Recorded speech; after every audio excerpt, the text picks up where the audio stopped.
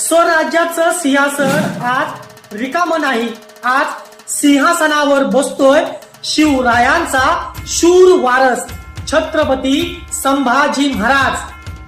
1681 साल रायगडावर इतिहास घडतो.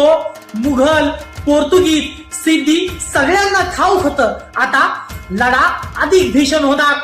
कारण हा राजा फक्त राज्य करणारा नव्हता, तर हा राजा धर्म, स्वराज्य आणि स्वाभिमानासाठी प्राण देणारा योद्धा होता.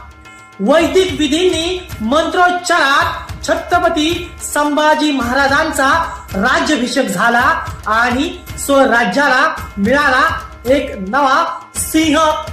शिवरायांचा वारसा पुढे नेणारा अखंड हिंदवी स्वराज्याचा रक्षक छत्रपती संभाजी महाराज अमर रहे.